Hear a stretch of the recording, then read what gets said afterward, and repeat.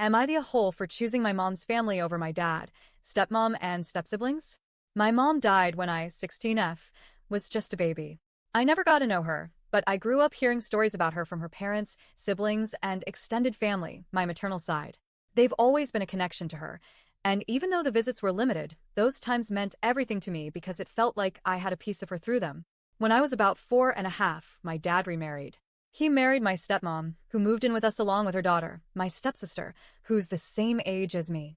From the very beginning, things got complicated. My dad told my maternal family that if they wanted to keep seeing me, they would have to treat my stepsister like one of their own. A grandchild, a niece, a cousin. They refused. They were polite to her, but they wouldn't pretend she was their grandchild when she wasn't. Because of that, my dad cut them off from me for a while. But my grandparents fought it in court, and a judge ruled that I should still see them because it was in my best interest. So, I got court-appointed visitation with them. It wasn't a ton of time, but it meant the world to me. This caused non-stop tension at home. My dad and stepmom constantly said it wasn't fair. My dad especially would badmouth my maternal family to me. He told me they were small people who couldn't open their hearts. He said blood doesn't make family, and that they should have accepted my stepsister the way they accepted me. He made it sound like my family was wrong for setting boundaries, when all they were doing was protecting their place in my life. Meanwhile, things with my stepmom's family were rocky too.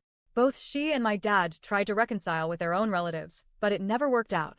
My stepsister didn't know her dad's family at all. Because of that, I was told it was cruel for me to keep up my relationship with my maternal side since my stepsister didn't have the same. I started to feel like I was being punished for having people who loved me. On top of that, my stepmom pushed multiple times to adopt me. She told me, "You're mine as much as my daughter is. If we adopt each other, we'll all finally be one family." At the time, I didn't understand why I felt so resistant. But a few months ago, I learned the truth. If she had adopted me, it would have legally ended all visitation with my maternal family. Suddenly, everything clicked. Things escalated after my half-sister was born. My dad tried to fight the visitation order again, arguing that now that I had a complete family at home, I didn't need the other one. He even tried to move us to another state where the visitation wouldn't be enforceable, but he and my stepmom couldn't get jobs or a house lined up. The farthest they got was moving a few hours away, but that backfired because now I got actual overnights with my grandparents instead of just visits. Christmas last year was a breaking point. My grandparents gave me a car. My dad was furious, mostly because I left it at their house. He and my stepmom wanted me and my stepsister to share it. I told them absolutely not. It was a gift for me, not for her, and I wasn't going to fight over it. That turned into weeks of sulking and arguments. Then came my half-sister's recital. It was scheduled on a weekend that I already had an overnight planned with my grandparents. I refused to cancel it, which sparked another huge fight. My stepsister complained about having to go to the recital when I didn't. That was somehow my fault too. According to my dad and stepmom, I was teaching her to resent her little sister. Another time, my grandparents took me and some friends to a concert on one of my visits. My stepsister had also planned to go with her friends, but things fell apart, and she called my stepmom to pick her up. My grandparents told her no when she asked to come with us. She already had a ride and had made her own plans. But to my dad and stepmom, this was yet another crime against her. They acted like my grandparents were evil for excluding her. After all this, I got back from a visit one day and my dad and stepmom sat me down. They told me it was time to choose. Was I going to stand with my immediate family, them, my stepsister, my half-sister, or was I going to keep choosing my maternal family? They said I couldn't have both anymore. I didn't even hesitate. I said I chose my maternal family. They didn't expect that answer.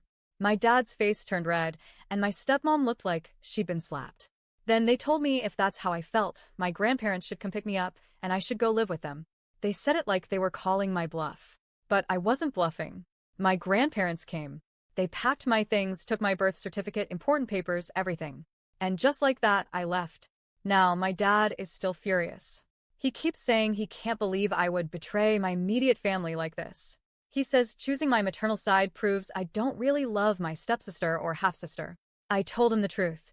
My maternal family never badmouthed him, my stepmom, or my stepsister. They always respected the boundaries. Meanwhile, I grew up listening to my dad and stepmom trash my grandparents, my aunts, my uncles, even my little cousins. My stepmom left me 2 voicemails. The first one was tearful, saying she felt like she lost a child and begging me to come back, promising, "Everything will be okay." The second one was angry, calling me a cold-hearted B***tch for not responding, for not even reassuring her that I still loved her. And now here I am, with my grandparents, with peace for the first time in years.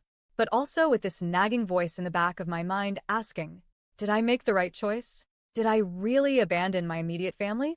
Or was I just protecting the only connection I have left to my mom and the only family that never tried to manipulate me? Am I the a-hole?